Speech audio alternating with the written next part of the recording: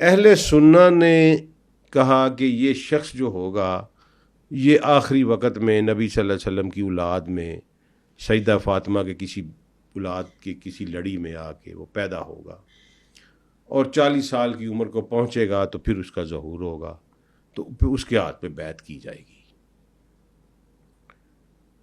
اہل تشیع نے کہا کہ یہ جو ہمارے اسنا عشری ہیں، جو ہمارے ملک میں پرٹیکولرلی جو اہل شیعہ موجود ہیں اور ایران والے جو ہیں، انہوں نے کہا کہ نہیں جناب، وہ تو جو ہے نا پیدا ہو چکا ہے، اچھا ٹھیک ہے، 1200 سال پہلے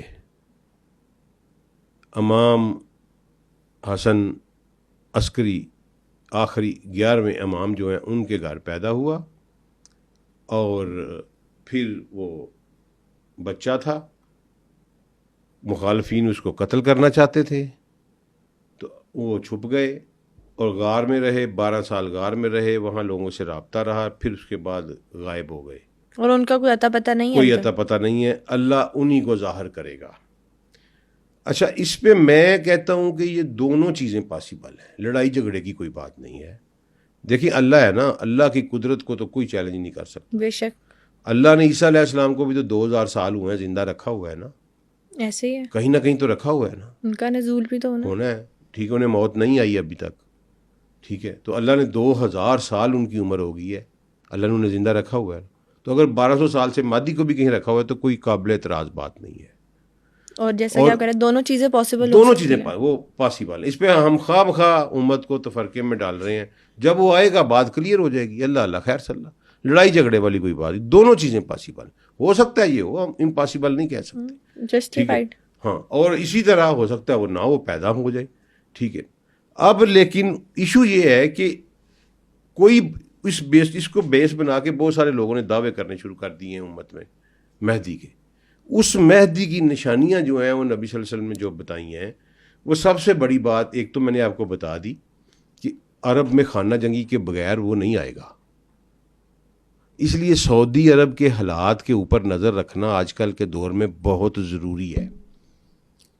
یہ بڑی امپورٹنٹ بات آپ نے بتائی ہے۔ یہ کرنٹ افیئر کے حوالے سے میں آپ کو بتا رہا ہوں کہ سعودی عرب کے حوالے سے اس پہ نظر رکھنا آخر الزمان میں بہت ضروری ہے۔ کیوں ضروری ہے؟ کہ سعودی عرب میں ایک بادشاہت کا نظام قائم کیا گیا غالباً 1936 میں، اور اس بادشاہت کے نظام کا ایک طریقہ کار وضع کر دیا گیا کہ آگے کون بادشاہ آئے گا، آگے کون آئے گا۔ موجودہ سیٹ اپ میں اس طریقہ کار کو توڑ دیا گیا، ٹھیک ہے۔ طریقہ کار یہ تھا کہ جو بانی تھے سعودی عرب کے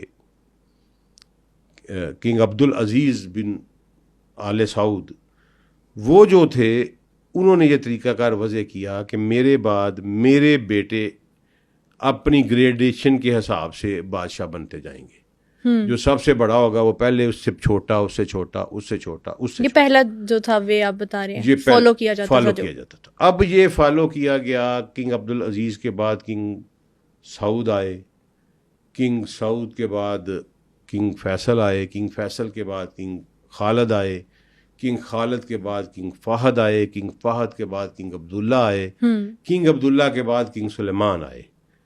تو یہ پورے وہ بھائی ہیں، انہیں کنگ عبدالعزیز کے ہی بیٹے ہیں، یہ ان سب کے آگے بن عبدالعزیز ہی لگتا ہے کہ سعود بن عبدالعزیز، فیصل بن عبدالعزیز، خالد بن عبدالعزیز، فہد بن عبدالعزیز، عبداللہ بن عبدالعزیز، سلیمان بن عبدالعزیز جو ابھی ہیں۔ تو نیکسٹ کیا؟ نیکسٹ انہوں نے اپنے بیٹے کو بنا دیا، جو سب سے بڑے بیٹے تھے انہوں نے اپنے بیٹے کو بنایا، جو کنگ تھے ابھی، حتیٰ کہ ان کا ایک بھائی جو ہے احمد بن عبدالعزیز وہ ابھی زندہ ہے، ٹھیک ہے۔ تو بجائے اس کے کہ وہ ولی عہد بنتا، انہوں نے ولی عہد بنا دیا اپنے بیٹے کو، محمد بن سلیمان کو، جس کو آج دنیا MBS کے نام پہ جانتی ہے۔ اگرچہ MBS کا مکمل کنٹرول ہے اس کے اوپر، اس نے پاور لے لی ہے، اس کا ویژن بھی ٹھیک ہے، وہ ویژنری انداز میں کام بھی کر رہا ہے، ٹھیک ہے۔ کچھ لوگ اس کو اصلاح بھی کر رہے ہیں، مخالفت بھی کر رہے ہیں، وہ ہوتا ہے دنیا میں، ہم اس بحث میں نہیں پڑھ رہے، بالکل۔ لیکن یہ ایک جھگڑا سعودی عرب میں کھڑا ہو چکا ہے۔ جو خلافت کا وہ انہوں نے وے سیٹ کیا ہوا تھا اسی کو انہوں نے تبدیل کیا توڑا ہے، اور توڑ کے انہوں نے جو ان کے متقابل جو بادشاہ تھے نا، انہوں نے اپنے سگے چچا احمد بن عبدالعزیز کو بھی قید میں ڈالا ہوا ہے، اور اس کے احمد بن عبدالعزیز کے بعد جو کینڈیڈیٹ بنتا تھا پرنس نائف جو تھے، ٹھیک ہے، ان کو بھی قید میں ڈالا ہوا ہے. یعنی 7 بھائی ہیں وہ ابھی ہیں، وہ زندہ ہیں. وہ پکڑ کے ان کو قید میں رکھا ہوا ہے، اریسٹ کیا ہوا ہے انہیں. ٹھیک ہے، اب اگر تو یہ ٹرانزیشن کنگ سلیمان کی یہ جو ہے وہ 86-87 سال ہو چکی ہے. جب کبھی بھی یہ ٹرانزیشن ہوتی ہے، جب وہ اللہ کو پیارے ہوں گے، اگر تو یہ ٹرانزیشن جو ہے یہ پیسفل ہو گئی تو ویل اینڈ گڈ. اگر یہ ٹرانزیشن جو ہے پیسفل نہ ہوئی تو یہ اس کڑی کو پورا کر رہی ہے، کیونکہ اولاد اس وقت جو ہے وہ کنگ فہد کی بھی موجود ہے، اولاد اس وقت کنگ فیصل کی بھی موجود ہے، اولاد اس وقت کنگ عبداللہ کی بھی موجود ہے، اور اولاد جو ہے کنگ سلیمان کی محمد بن سلیمان ہے. اگر تو اس ٹرانزیشن کے اوپر یہ آپس میں لڑ پڑے تو سمجھ لیں یہ کھڑاک ہو گیا.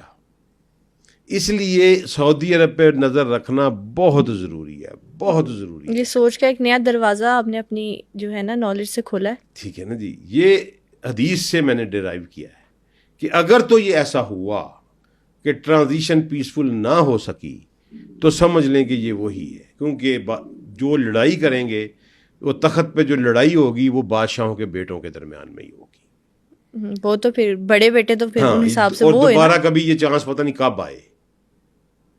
ٹھیک ہے، اس لیے یہ چیزیں جو ہیں نا یہ بڑی سالیڈیفائی ہو کے نظر آ رہی ہیں. اچھا جی، ہو گئی.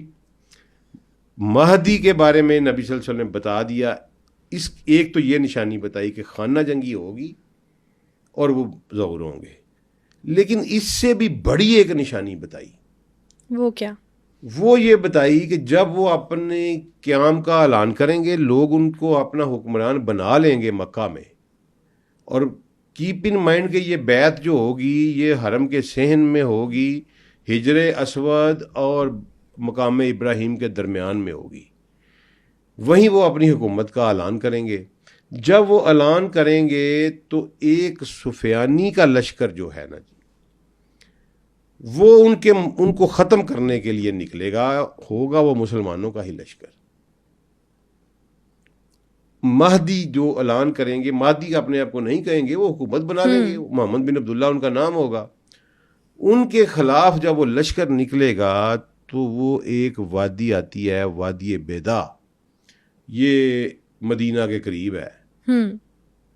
اس جگہ پہ زمین میں وہ لشکر دنس جائے گا. اس کی کیا وجہ ہوگی؟ وہ اللہ دنسا دے گا اس کو. نبی صلی اللہ علیہ وسلم نے فرمایا کہ جب وہ لشکر دنس جائے گا، اس میں سے صرف ایک بندہ زندہ بچے گا. وہ آ کے بتائے گا کہ اتنے ہزار لوگوں کو زمین کھا گئی ہے. دنس جانے کا مطلب ہے کہ وہ زمین کے اندر چلے جائیں گے زندہ. تو اس وقت نبی صلی اللہ علیہ وسلم نے فرمایا کہ تمام ابدال جو ہیں مہدی کی طرف دوڑیں گے. یعنی یہ مہدی کی پکی نشانی ہے. اور میں اس پہ اپنے سننے والوں کو، اپنے اسٹوڈنٹس کو، اپنے کولیگز کو کہتا ہوتا ہوں کہ میں اس مہدی کو مانوں گا جب لشکر دنس جائے گا. پکی بات ہے. اس سے پہلے جو مرضی کوئی دعوے کرتا رہے، ہاں میں نہیں ماننے والا. جب اتنے سارے لوگ زندہ لوگ دھنس جائیں گے زمین میں دھنس، وہ لشکر پورے کا پورا، سفیانی کا وہ لشکر پورے کا پورا جو ہے وہ زمین میں دھنس جائے گا. وہ شام سے آنے والا لشکر ہوگا. تو اس وقت جس بندے کے خلاف وہ لشکر لڑنے جا رہا ہوگا وہ اصل امام مہدی ہوگا. پھر جو سارے صاحب عقل ہوں گے وہ مان لیں گے، وہ مان جائیں گے اس کو. ٹھیک ہے، مان جائیں گے تو پھر دنیا کے تمام مسلمان اس کی طرف لپکیں گے اور اس کو اپنا امام بنائیں گے. نبی صلی اللہ علیہ وسلم نے فرمایا کہ اگر تم اس کو پاؤ، ابو ہریرہ کو کہا، تو تم اس تک پہنچنا، چاہے تمہیں برف کے اوپر رگڑ رگڑ کے کیوں نہ پہنچنا پڑے.